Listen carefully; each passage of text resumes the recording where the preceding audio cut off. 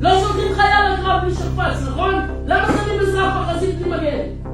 זה המינימום, זה לתת למדינה לאזרח. לספק לנו ביטחון. כשלתם! יש ילדה בשנתיים בת 15 להוציא אותה לטיול שעתיים במקלט, שאני מתמלאת כל פעם בדרך הזאתי. וככה התושבים שלנו חיים. מישהו מכם יודע מה זה באפס שניות טיל? עם ילדים בבית, עם נכים, עם מוגבלים, עם קשישים. איך מצפים שהבחור לי משבוע שעבר שחטפתי בקומה השלישית בגיל 80 יגיע ב10 שניות למקלט? איך סיפרו שהנהג האוטובוס המסכן יעצור את האוטובוס, יוריד את הנוסעים ויגיע למיגון? זה נפגעי הראש שהיו לי בפגיעות האחרונות. וצריכים תודה, יצאנו בזול. אם האוטובוס הזה היה מלא אנשים היה לי ירן, בלי מענה רפואי אפילו לתת טיפול להרן הזה. בלי פינוי מוסר, בלי ידן. תגידו אתם נורמליים, מה אנחנו? איזה אזרחים אנחנו? מה אני צריך ללכת עם כל החיזבאללה להפסקה הזאת כדי שאני אוכל להוציא אותה לצעוק?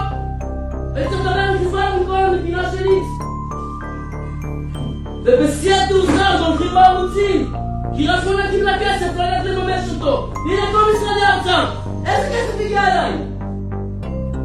איזה כסף הגיע אליי? אתה יודע בדיוק מה השר מגיע ואתה יודע וכולכם יודעים. יש החלטות, אין כסף. 25% מהתושבים ברווחה. כל בן אדם רביעי נתמך לרווחה, אתם מבינים את זה? זה האוכלוסייה היום בעיר.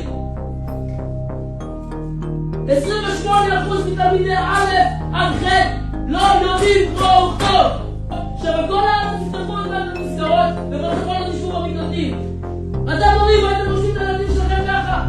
מס רכוש, הנה יושב פה, ואני תופס